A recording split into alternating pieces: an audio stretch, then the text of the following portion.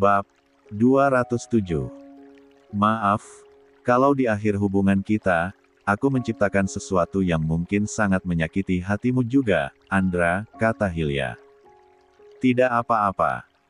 Mungkin, memang sudah seperti itu jalan kita untuk berpisah, jawab Andra. Aku harap, kamu tidak mengulangi kesalahan yang sama untuk kedepannya. Entah mungkin bersama orang lama atau orang baru. Dek. Tersulut perih rasanya dada Hilya mendengar apa yang Andra katakan. Orang baru. Tidak, Hilya tidak mengharapkan itu. Tapi, kalimat yang diucapkan oleh Andra berhasil membunuh rasa percaya dirinya bahwa dia bisa kembali menjadi istri dari Andra. Pintu kesempatan benar-benar sudah tidak bisa Hilya lihat lagi. Rasanya, semua hal sudah tertutup rapat untuknya walaupun harapan Hilya semakin kuat di hatinya untuk kembali bersama Andra. Kamu juga, Andra, semoga menemukan orang baru yang jauh lebih baik. Walaupun sulit. Hilya berusaha mengatakan itu untuk Andra demi membalas apa yang Andra katakan. Tapi, Hilya tidak bisa berbohong bahwa saat mengatakan itu, hatinya benar-benar terluka saat semua kalimat berhasil ia lepas dari bibirnya. Namun, Hilya juga merasa bahwa dia harus mengatakan itu untuk mengetahui jawaban Andra juga apakah Andra berniat mencari orang baru atau masih ingin bersama orang lama. Terima kasih atas doanya, jawab Andra. Semakin sakit rasanya dada Hilya mendengar jawaban dari Andra. Sungguh, jawaban Andra bertentangan dengan ekspektasi Hilya. Dia yang berharap agar jawaban Andra mungkin tidak bisa mencari orang baru karena masih menginginkan orang lama, sepertinya tidak ia temukan dari Andra. Andra justru berterima kasih atas doa yang dilontarkan Hilya untuknya. Hal ini benar-benar semakin menyakiti perasaan Hilya.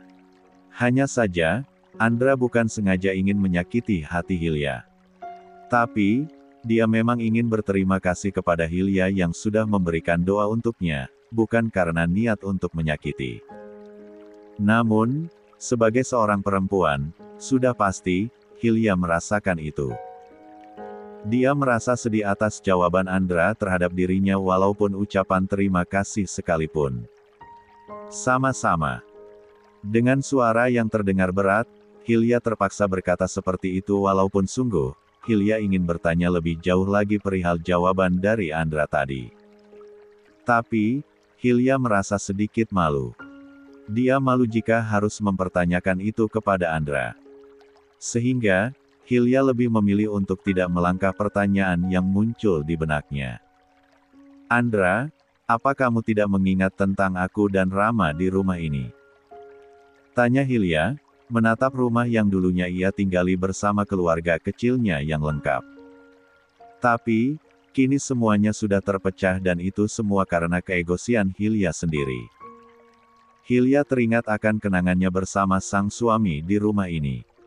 Banyak hal yang sudah terjadi dan kini, mereka berdiri di depan rumah ini tanpa ada suatu ikatan pernikahan lagi yang mengikat mereka. Keduanya telah bercerai, walaupun masih ada perasaan di antara mereka.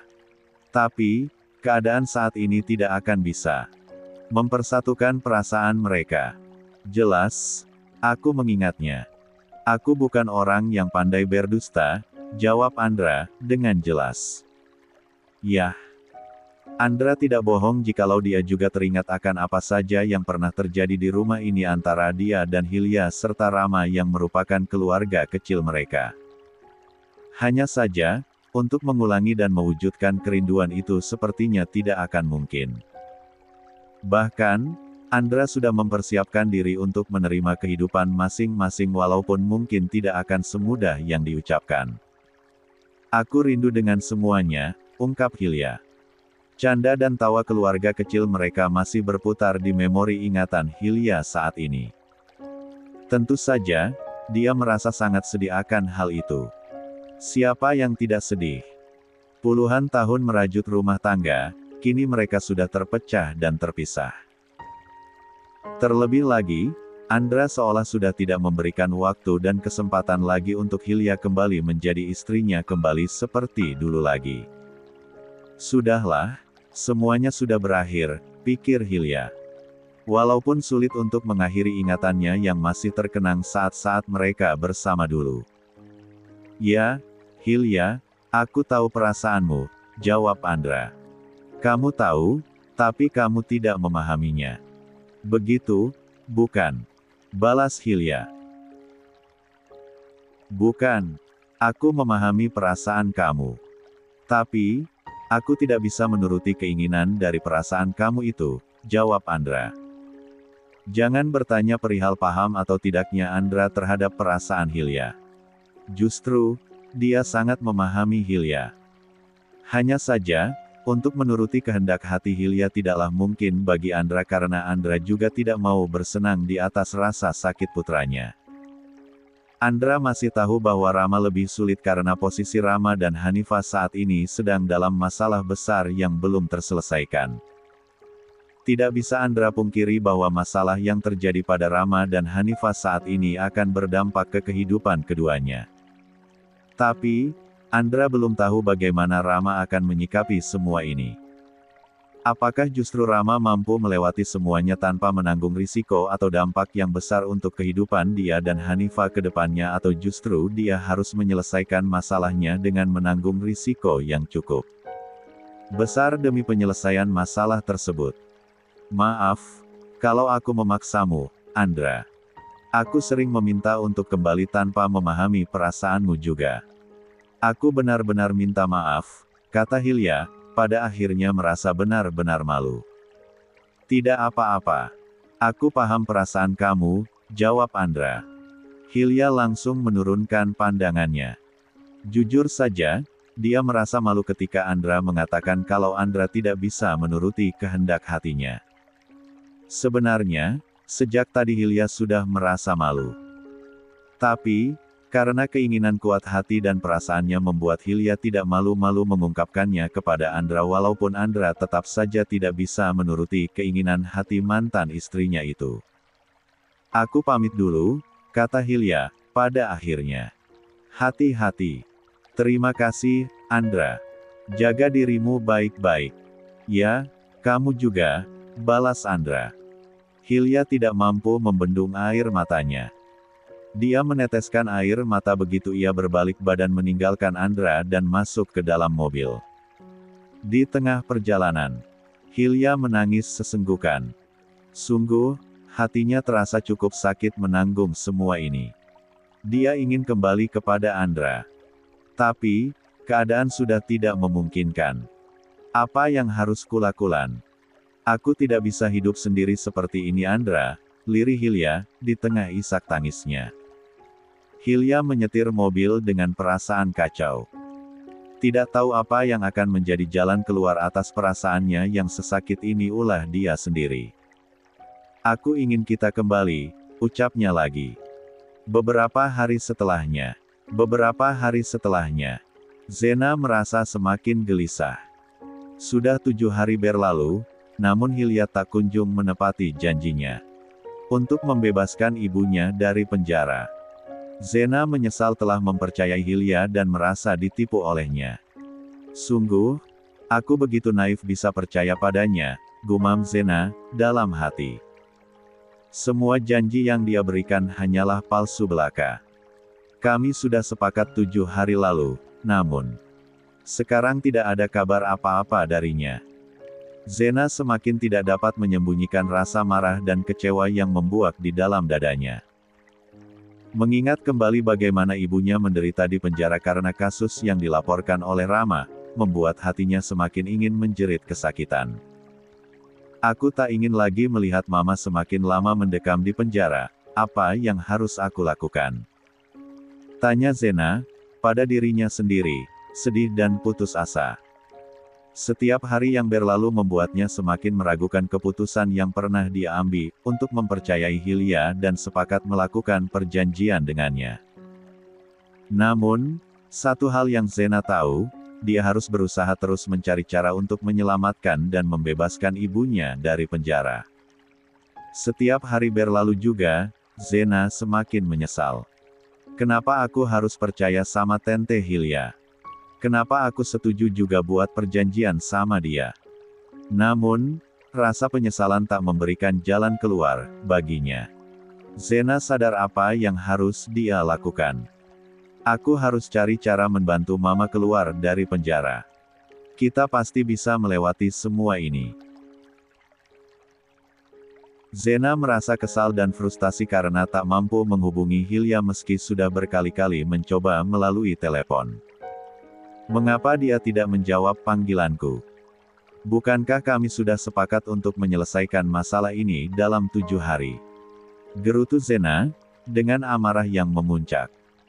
Tanpa pikir panjang, Zena pun berusaha untuk menenangkan diri dan mencari cara lain untuk menghadapi situasi yang membuatnya sangat marah seperti ini. Rencana berikutnya yang terlintas dalam benak Zena adalah menemui Hilya secara langsung agar perjanjian yang telah mereka sepakati dapat diselesaikan segera.